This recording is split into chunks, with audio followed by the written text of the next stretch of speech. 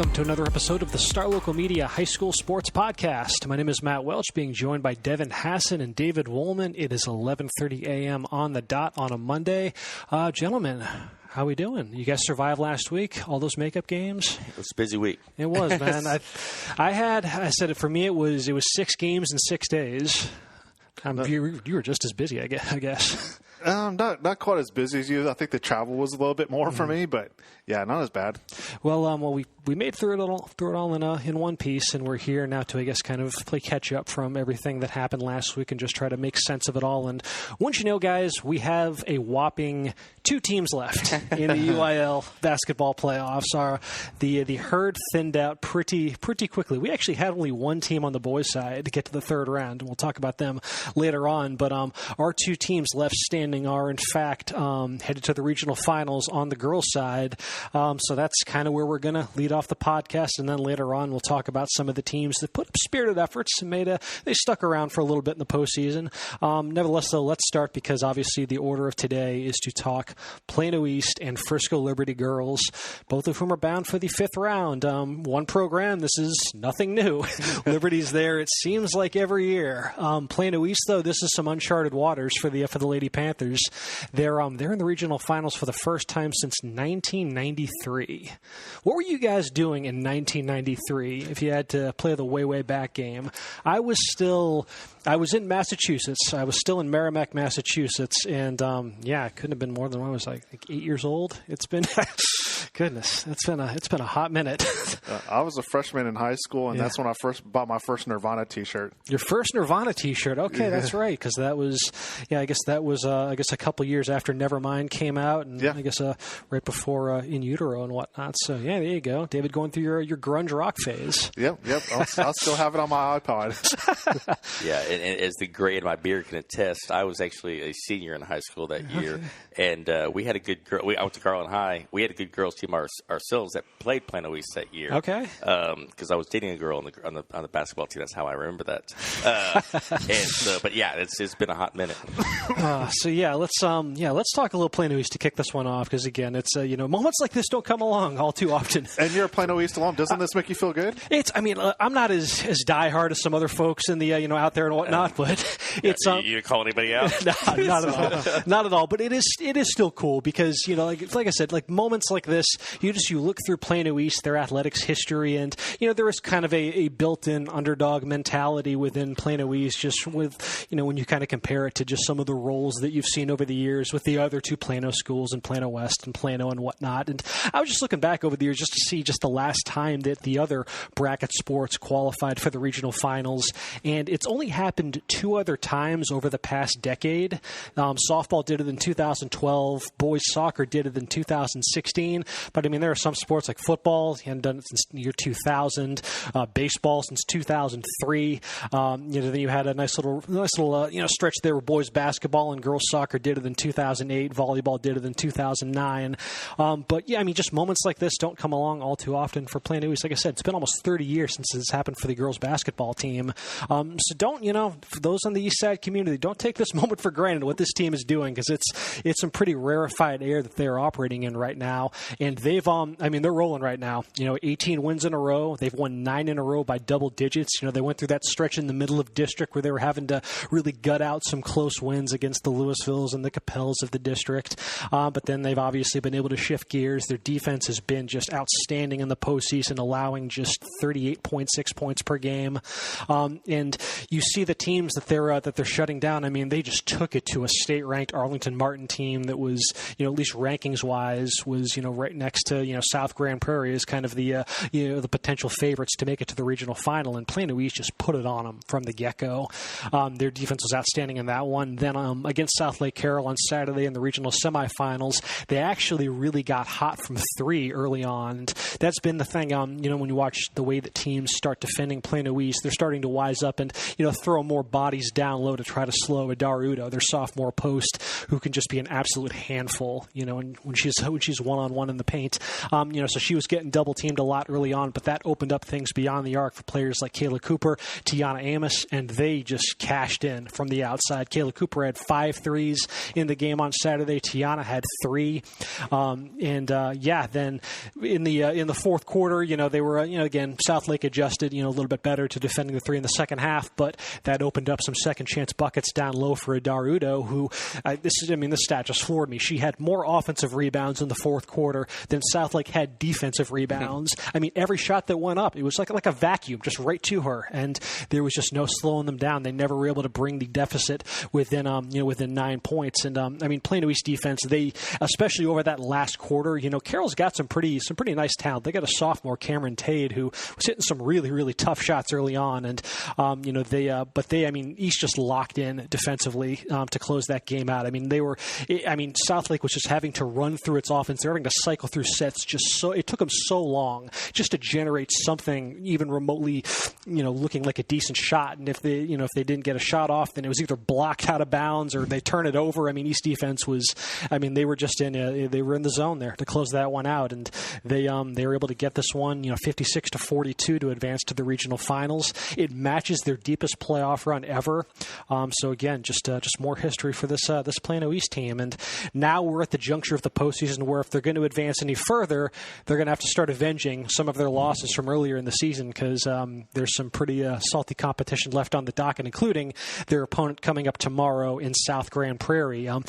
SGP actually accounts for East's worst loss of the season. It was 69-53 back on November 10th. I believe it was just East's second game of the year, so you don't really read a ton into it, just given how early in the season it was. But that was hands down the most that anybody has scored against East this season.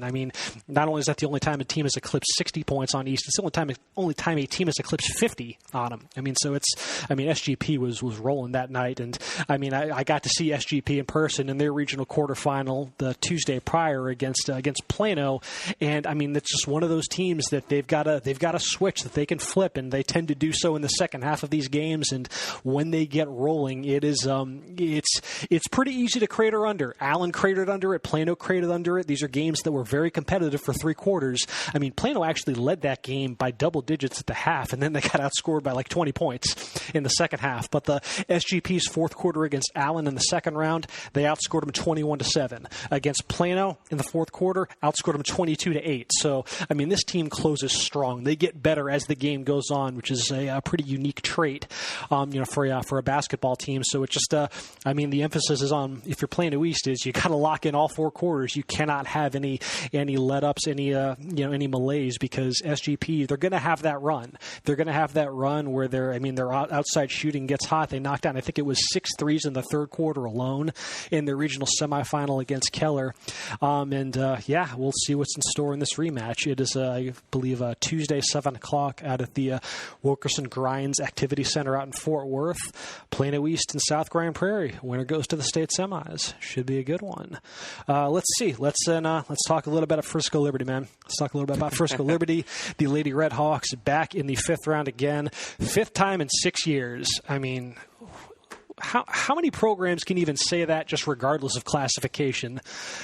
Just wow, what rarefied air that program continues to operate on. The seeding doesn't matter. The seeding it's just a number with them. It really is. You talk about Plano East being, I think they were unranked. They were, coming into the which playoffs. Still blows my mind given that team's record this season. Yeah, so is Frisco Liberty. Yeah. The defending state champions were unranked, and that's only playoffs. Because they didn't have their best player for large chunks of the first half of the season. Yes, but you look at last year when they did win the state title, they had 11 losses. Yeah, they just they know when to turn it on, and Friday night that's exactly what they did. It's just they're so methodical and they're so patient. That was the one thing that really jumps out to me is their patience. Yeah, absolutely. And the opening possession of the second half, they held the ball for 99 seconds. They didn't make the basket at the end, but they passed it around. They looked for a good shot. They didn't rush anything. But even though they didn't get the basket, it just they were up at the time by 15. But it just kind of sent a message to North Point that, hey, look, we're not going to deviate from our game plan. We're going to still run our same patient offense, waiting for the best shot. And if it didn't go in, you know what? We just burned 90 seconds off the clock. And I mean, they're just, they got 3-point shooters. They had 4 threes from 4 different people in the first quarter. That kind of set the tone. Maya Jane, Kamen Wong, Lily Zimkowitz, and of course Jazzy Owens Barnett. They all hit 3 points in the first quarter, and that spreads the floor. And when you spread the floor against Liberty and they're patient, eventually Jazzy Owens Barnett is going to get to the hoop, where she can either convert and score on her own or dish it to a teammate for an easy basket. And their defense is stellar. They held a very good North Forney team at 30 points. They're just tough come playoff time. We talk about sometimes there's good regular season teams and good playoff teams. And Liberty has proven for the last 3 years, especially last year, obviously winning the state championship, that they are just a very good playoff team. They just have that formula, that defensive mindset, the patience on offense, the willingness to work for a good open shot. The Wiley East is a beast. That Wiley East is a very good team. But, how are you going to bet against Liberty right now? Yeah, defensively, I got it down. Defensively, 27 points per game allowed in the playoffs. That's just, what do you say about that? That's insane. And their ability to win close games. Yeah.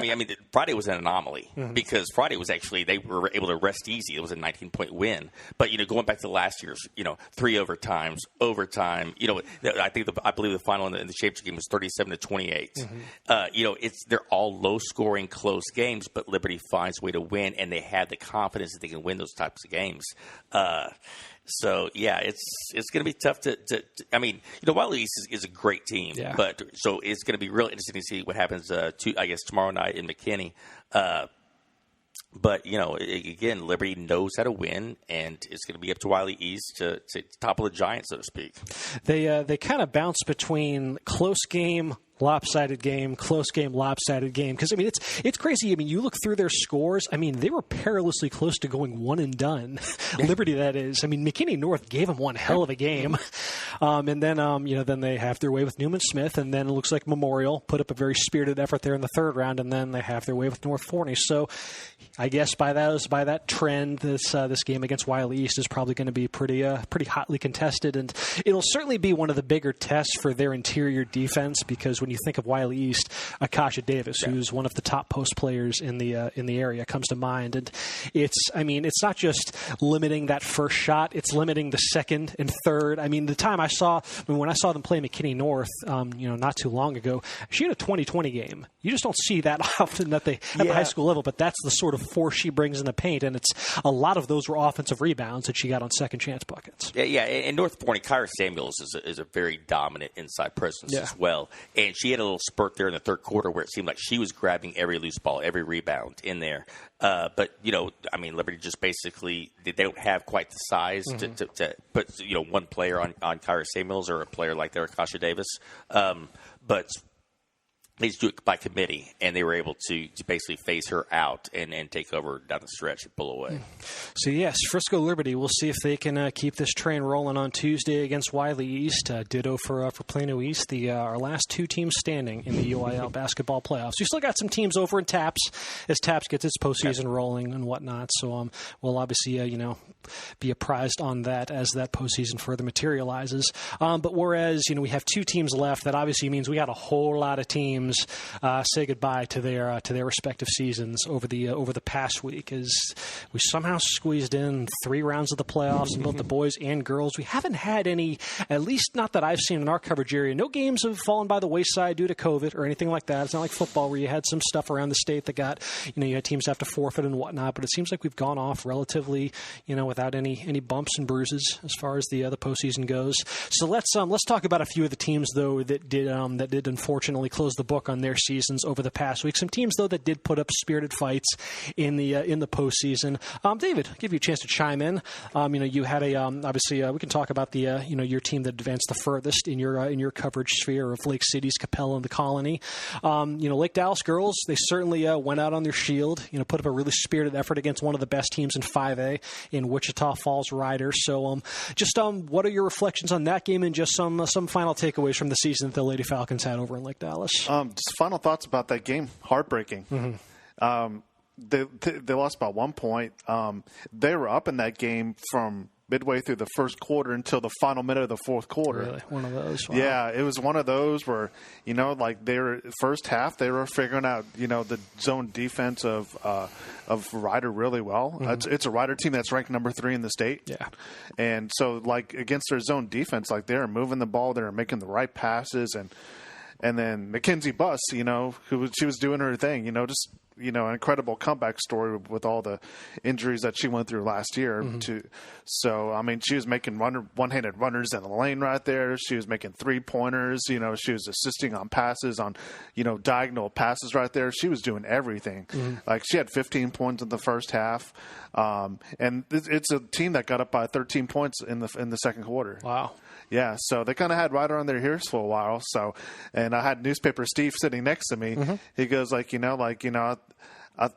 is it seems like Lake Dallas has gotten their heels. I'm like, yep, they do. So I mean, they're up by 13 points, and they kept leading. Wichita Falls Ryder made its runs.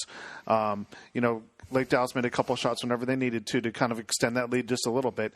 And then by the time the fourth quarter came around, Lake Dallas's, guards were being pressured a little bit towards half court right there. They're putting, some few defenders on their guards right there to kind of make it tougher to go towards the basket. And then they're also kind of, getting it on the board. So, they just kept chipping away. And then after holding the lead for, gosh knows how many minutes in that game, Ryder makes like a baseline long 3-pointer, and all of a sudden they go up by 1 point. Lake Dallas has this chance to actually win it at the end right there. Allie Buchanan inbounds a ball to Georgia Elliott, and it's one of their best 3-point shooters out there. You can't ask for anything more. Mm-hmm. And unfortunately, she puts up a really good shot, and unfortunately just rooms out just barely.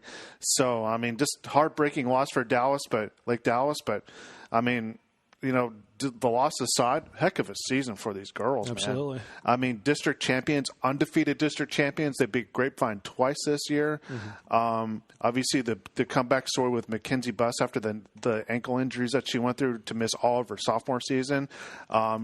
And just the growth of this team right here, even after it lost like a couple of significant seniors from the team last year right there, and Dorian Norris and Josephine Elliott right there, to just pick up where it left off last year, that's a huge thing. And going into next year, I mean, this is a team that's still going to be, right up there. They're still going to they should still go at least this far next year. Because they have their top 7 players coming back next year. Wow! So the entire starting 5, and then that's impressive. Yeah. So I mean, watch out again for Lake Dallas next year. Let's see, on the boys' side, like I said, we had one team that made it to the regional quarterfinal round, and they put up a spirited effort on Saturday. That being Newman Smith, which. Again, you think of, you talk about, Lake Dallas being able to stay to the tide after losing some really key seniors. It's impressive that Newman Smith was able to basically replicate the finish of last year's team, despite, last year's team record-wise, that's the best team Newman Smith has ever had. They went undefeated in the regular season, as rare a feat as that is, and they lost in the regional quarterfinals to Dallas Kimball. So with all the production that team lost, just all that experience and a lot of guys that had played together for 3 to 4 years, to then take this group that was a bit lower on the experience and whatnot, and to still be able to match that third round finish. A pretty strong year for Newman Smith, and the Trojans they fell in the third round to the number 1 ranked team in 5A, Lancaster, and the final score 69-48. Looks kind of like a blowout, but it's a little bit deceptive. This was a 7-point game early in the fourth quarter. Newman Smith was able to pull within, I believe the score was 49-42 after a 3-pointer by Ivory Thomas early into the fourth quarter. And they had chances to cut it even closer than that. They got multiple defensive stops, and they kept that 7-point margin intact for felt like a couple minutes, but they just could not get that. They got some open threes there on the other end, but they just could not get that one shot to fall that maybe starts to tense up Lancaster a little bit and really kind of put him in a bit of a pressure cooker there. And talking with head coach Percy Johnson afterwards, it was just kind of the collective wear and tear that he felt like kind of got to his kids. Just his shooters just didn't have the legs there in the fourth quarter, and that's the thing with Lancaster is just the waves of talent that they throw at you. I mean, they're a deep team, they're a big team, and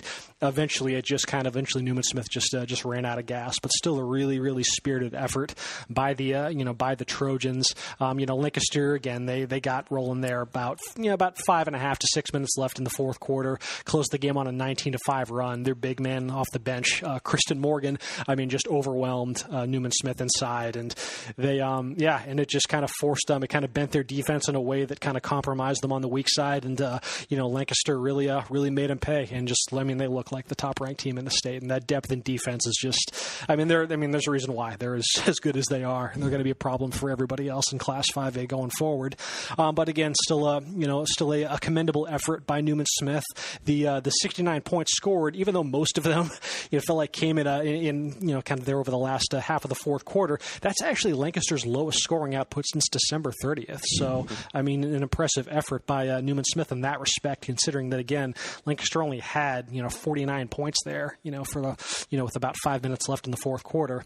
But players like Ivory Thomas, Thibaut Tagnon, who was he was our I believe our all area sixth man of the year last season for the undefeated team. Devin Peters-Teague, he was a role player last year that really took a step up this season. They kind of took the reins to lead this team back to the third round. It's just the program's second regional quarterfinal appearance since 2006. And again, the other time was last year. So, it's an impressive year for Newman Smith. But ultimately, they fall at the hands of the top ranked team in Class 5A. Devin, you had some of your schools going up against some pretty legit powerhouses in their own rights. Talk about Sachse, be it boys or girls, because they obviously had two very spirited showings. Well, and I'll kind of group Horn in with this as well, because I got to see Horn play Duncanville, who's obviously at the top of the state rankings, and Duncanville is just so frenetic. I mean, they're just all over the place. They press from the word go, and they just. It's relentless, and it's just and on offense they take 5 seconds and they put up a shot, and it's just go. There's a reason that they hit the 100-point mark sometimes. Conversely, I saw DeSoto play Sachse a couple nights later, and DeSoto is not the same team as Duncanville. They are patient. Their half-court defense is incredible, but they don't press. They don't do a full-court press. They don't just push the ball up. They're patient on offense. They're patient on defense, but their defense is so aggressive. Really impressed with both teams, but I can see why DeSoto beat them in the regular season, because Duncanville basically wills you into their pace. And Horn, despite Jasmine Shavers, one of the best players in the state, she scored 30 points. She did her part, but she would have had to score 60 to keep up with Duncanville, just because Duncanville just has that much talent on their squad. Yeah. DeSoto, Sachse was willing to play with him, and then Sachse hung tough for 2.5 quarters. But just DeSoto was so deep. It was just, it wasn't Sachse's time. I mentioned not their time because Sachse's starting lineup has 3 freshmen and a sophomore. And I kind of alluded to it in my story. Chrislyn Rose, as a sophomore, really stepped into a starring role this year. 3 freshmen, Nina George, Lennon Oliphant, and Michael Cooper. They'll learn from this. And so 2 years from now, we might be talking about Sachse in that role of DeSoto, because Sachse is not one of those teams that pushes it up and down the court. They're a very good defensive team. They play within their system. They got a great coach in Donna McCullough. They've been to a state tournament before. That program has, not this group. But I think playing that DeSoto team last week was a good experience, a good learning experience, and I think this team will grow from there. And I'm really curious to see what the Sachse girls do, from this point forward. To kind of flip over to the boys' side that you brought up, not many people gave Sachse a chance against Duncanville. Not many people give many people a chance against Duncanville. The way that team just races up and down the court, but a lot of eyebrows kind of shot up, when at halftime last week when Sachse was up 27-24 at the break. They were able to slow Duncanville down. They were able to. Dylan McKeon had I think he scored 16 of their 27 points in the first half. Sachse was able to make Duncanville play their game, and they gave them all they wanted. Duncanville ultimately prevailed. But it was 61-51. It wasn't like once Duncanville got going that they just ran them out of the gym. Sachse still hung tough to the very end. And that's just a credit that a Sachse program that's been growing over the years. That's now established itself as a perennial playoff team, and not just a one and done team, a team that can advance 2 rounds deep, which they've done the last couple of years, and then obviously you can compete with the very best. They weren't able to win that night, but that time's probably coming. Yeah, because it wasn't last year. Didn't they upset Prosper, who might have been state ranked at the time in the first round? Mm-hmm. Yes. I mean, it just speaks to the job that Zach Meixel's still the head coach there. And just the job that he's done turning that program around. Because it was like for the longest time, we're like, wait a minute, why isn't Sachse boys basketball just on par with the rest of the school? And now it feels like we're finally getting to that point. Yeah. Let's see. We can talk about what I guess was at least with all due respect to the rest of the state, maybe the biggest upset that we've had so far in the boys basketball playoffs, at least at the 6A level. McKinney had this was a program that this one shocked me. I figured it would be a good game, but I thought that this was a McKinney team that was going to be hanging around for a bit. And District 7 6A put it on 5 6A and 6 6A last week before we get to the McKinney game. So you had Richardson, who's number 3 in the state. This one's not a shocker, but Richardson, they handled Marcus in the second round and whatnot. That was I think a 20 plus final score. But then you had McKinney falls to Jesuit, and then David, you saw Coppell, who we can get to in a little bit.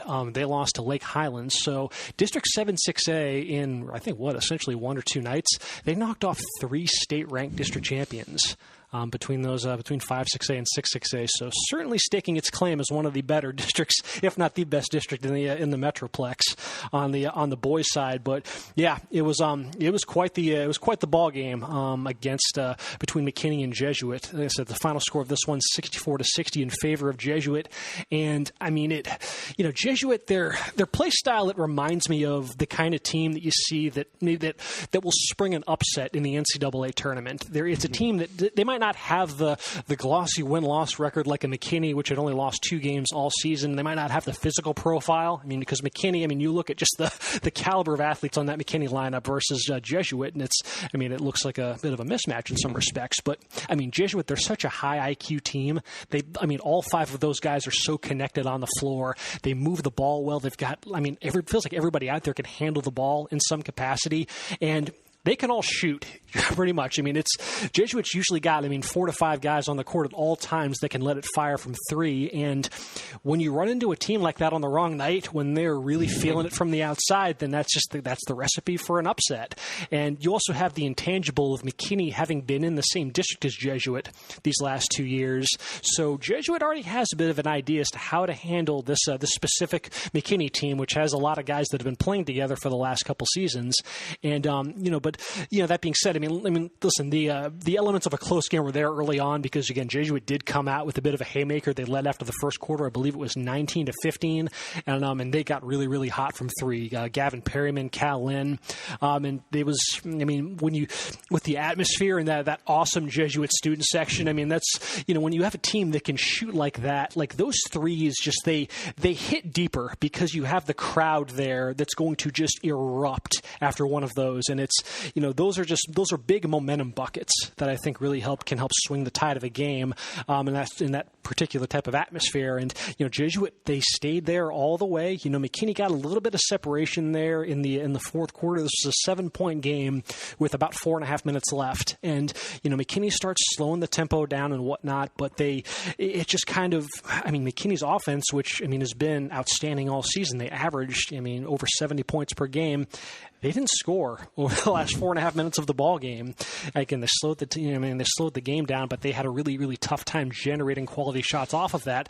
Some of that was Jesuit's defense. They did not let McKinney just sit back. This is where you see some teams whenever you try to slow the game down, defense will just kind of sit back and let you run the clock. And Jesuit was not about that. They got right up into McKinney's backcourt and they started pressing them. They got a couple turnovers, and then all hell broke loose over the last couple minutes when Cal Lynn, who can't be more than 5'6", 5'7", short little kid, but my goodness, has he got a nice outside shot, and you can't give him an inch of space, and they let him get loose just one too many times, and he hit a couple threes inside the final 2 minutes, including one with 45 seconds left that gave Jesuit a 1-point lead, and McKinney, they try to race back down, they miss a layup, and eventually then you get the ball goes out of bounds, and it's Jesuit ball, so McKinney then goes up to its press, and this is where I say the ball movement, man. I mean, the job that Jesuit did breaking that press, it was effortless. I mean, the ball like a ping pong ball, just from one end of the court to the other, and then they get a wide open layup for Cal Lynn on the other end to make it a 3-point game. And I mean, again, they're such a smart team. And yeah, McKinney, I mean, as impressive as this year's been for McKinney, certainly a sense of, you feel like a little bit of meat was left on the bone, because this was a team that, I mean, head coach Wes Watson said it afterwards, this is the best team he's ever had. And this was a team that they had legit aspirations of getting to, the regional tournament, the regional finals, maybe playing a Richardson or and whatnot. But yeah, it just didn't materialize for McKinney. And, on the one hand, like, it's still a team that, they're going to kind of like Dallas, David, they're going to have the entire starting five back next year. So Jacoby Campbell, Jacoby Walter, who had 22 points in that game. Alexander McWay had 17. He'll be back. Thatcher McClure, Devin Vincent. The entire starting five is going to be back next season. So they're going to, again, be formidable, but they do lose some pretty key seniors off of the bench. And that's kind of the one element that I think, kind of tied this thing together, is you have that collective experience in your starting lineup, but you had some really, really good bench guys that could have started for other teams in the district, like Sean Fry, Jackson Steele, it's a JJ Shepard. It was a team that had all the hallmarks of a team that, could have made a pretty serious run. You saw Jesuit, they knocked off Lake Highlands in the third round, so Jesuit's now, they're bound for the regional tournament, so they have not let this upset win go to waste. But yeah, that's just that's the way it bounces sometimes. There's some really good teams in the Dallas area, and yeah, you run into a hot shooting team like Jesuit on the wrong night, and it can spell disaster. Let's see. David, I mentioned that 7-6-8 took it to a couple teams, McKinney and then in Marcus. You saw Lake Highlands, send Coppell packing probably a bit earlier than the Cowboys had envisioned. So and granted, I guess that was a rematch from earlier in the season. Yeah. The two teams played December 4th, but it was a much different score than on Friday. Yeah. Was it Thursday or Friday? I don't know, man. There were so many games last week that they're all kind of running together. I believe that was Thursday, though. Okay, yes. Okay. Yeah, it was the first time that they played them, it was December 4th. Lake Highlands won that game at Coppell 79-73. Okay. This time around on Thursday, much lower scoring game, 53-50. So, and that's playoff basketball. Yeah, that's playoff basketball. Things are going to, be that much more airtight right there. Like every single little play is going to count. Yeah. This time around, it was almost a heck of a comeback by Coppell. They were down by 13 points with 5 minutes left. And because, it was a really close game back and forth throughout the first three quarters. Lake Highlands got up 19-15 after the first quarter. And they were just attacking, Coppell's defense, going to the rim, making 3-pointers, you name it, they were doing it. And then Coppell, they got the game tied at halftime. They were much more aggressive on the boards, in the second quarter, especially with Anthony Black. He was pulling down, gosh knows how many rebounds. Ron Agrawal was there too. Tim O'Hearn, one of their seniors, he's 6'3", and he's going against guys who are 6'5" and 6'8" right there, and he was battling as hard as he could with the rebounds and block shots. So and they only allowed 8 points in the second quarter, so it was a 27-all halftime tie right there. So they get down to the end of the third quarter. It's still one possession game, and then Lake Highlands goes on this big run to start the fourth quarter out there, and it looks like, oh man, Coppell's got to find some answer, or otherwise the season's going to be ending here in the second round. And Lake Highlands, they had 2 alley-oop dunks right in a row right there.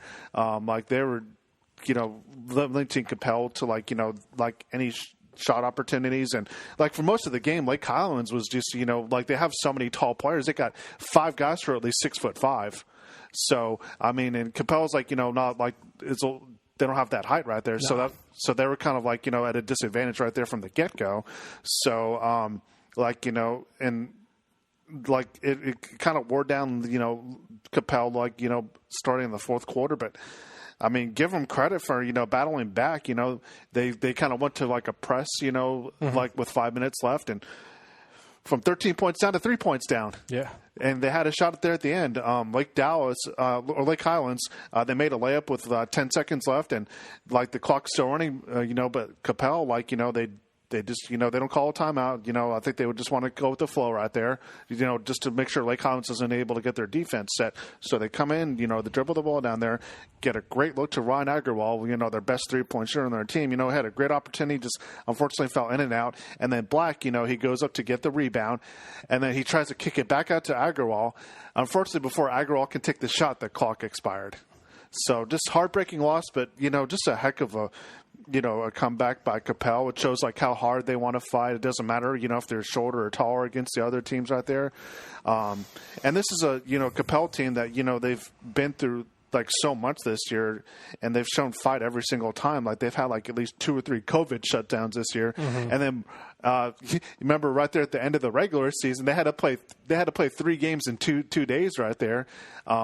To close out the regular season. It was essentially 3 in less than 24 hours, though, I think, because there was one Friday night, and then there was one Saturday morning, and then another Saturday evening. Yeah, it was nuts. Yeah. So, and, for them to go through all that adversity and to, have to get, some different players to kind of step up as leadership, because they lost some really good leaders last year with Adam Musa and a couple other guys as well, too. Brandon Taylor, yeah. Yeah. So, and this is a team that, they picked up where they left off. They shared the district championship with Marcus. Mm-hmm. And obviously Anthony Black and Ryan Agarwal were the 2 big players coming back this year. And they had some other guys step up this row too to kind of help the burden right there. Nazir Brown, who was at LD Bell last year, he comes in and he's Mr. Fourth Quarter out there. He's going for layups. He's getting a lot of and ones right there. Mm-hmm. Devon Crane, who also plays with them not only in high school but on their club team right there, he's making big 3-pointers and defending some of their best guards out there. So, and all those guys return next year. So that's the thing that's going to help get Coppell, back toward this position right there next year. The only thing they kind of have to work on is their depth just a little bit. Mm-hmm. Their top starting lineup's going to be really good, but if they can develop a really good bench right there, this is a team that can go pretty far in the playoffs next year. Let's see, Devin. Let's then pivot back to you then for, I guess, some thoughts on the Sunnyvale girls, who obviously entered the postseason with some big aspirations, but was it the third round was spelled the end of their run? It was, and it was you can't control who you get matched up with. Sunnyvale entered the playoffs ranked as the number 4 team in the state. They dropped Brownsboro in the third round, who's number 7. So, rankings are subjective. But at the same time, if you're ranked that high, that means you're a pretty good team, regardless of where exactly you fall into that stuff. Both teams came in with 25-1 records. And it was a good game. Sunnyvale got off to a good start, and then all of a sudden found themselves down by 16 at halftime. And it's oh, wow, what happened here? It's just one of those things. Brownsboro got hot, and Sunnyvale was able to respond, though. They reeled out the first 15 points of the second half to make it a game, and it went back and forth throughout the second half. Brownsboro was able to pull out a 68-60 victory. No shame in that. There was 2 very good teams. That's probably a game more worthy of a regional final than a regional, quarterfinal. But Sunnyvale will be back. Micah Russell scored 26 points in that game. She's just a sophomore. Brindley Andrews had 23. She's a junior. I believe Clea Stallings had 20 rebounds in that game. I think in one report I read, she's just a junior. So Sunnyvale will be back, and they'll reload. Sunnyvale has been a playoff team every season since they became a varsity program in 2011. Obviously won a state championship in 2015, have been contenders since, and they'll be contenders again next year. Close this out then with a look at one other team on the girls' side that went 3 rounds deep. That's also not too far removed from a state championship, that being Plano. Plano, as I mentioned earlier, their run came to an end in the regional quarterfinals, a 60-51 loss to South Grand Prairie, who plays Plano East tomorrow night. But again, this has just been just toeing the line at Plano. This is the 8th time in 9 years that they've advanced at least 3 rounds deep in the playoffs. That is no small feat. This was a game where, like I said, Plano had its moments early on. They were able to build a double-digit lead. This was a game that I don't think I've been involved in a game quite like this that had, late in the first quarter, the fire alarm goes off. And there was nothing, no danger, nothing like that. It was just just a little malfunction and whatnot. But it was like a 10-minute stoppage in play. Both teams are just kind of sitting around twiddling their thumbs, and then they get things resumed right back. And you're worried because it looked like Plano had started to kind of piece together a little something early on. So you wonder, okay, is that going to stall their momentum or whatnot? And no, they just kept on rolling, and a lot of it was it centered on the three ball. Amaya Brandon, Celeste Blow, they got really hot from three early on. Josie Bruder came off the bench, knocked down a couple threes just before the half, and just like that, they got the number 4 team in the state down 32-21 at halftime, and kind of uncharted waters for South Grand Prairie, who is used to scoring games up in the 60s, the 70s, and the 80s and whatnot. SGP obviously found its footing. They outscored Plano 39-19 in the second half, and as I mentioned, they really, really turned it up there in the fourth quarter. When they just get into a roll with the pressure that they apply on defense, and they've got a lot of capable three-point shooters.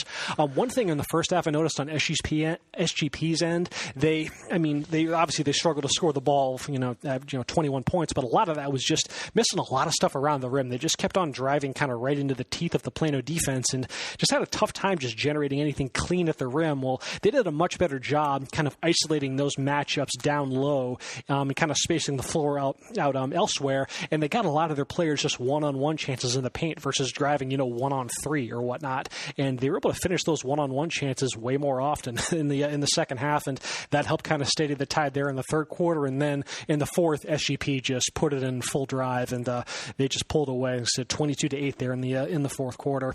But again, Plano's end, it's still kind of like Coppell. It's a team that dealt with a lot of adversity related to COVID early in the year. It made it really, really tough for them to find a whole lot of game-to-game consistency, and that contributed to some losses to Hebron and Flower Mound, because you had players that were just in and out of the rotation, and it wasn't really until the second half when they got their entire core on the court together for several games at a time. And obviously it started to look a bit more like the Plano team that folks envisioned at the start of the year.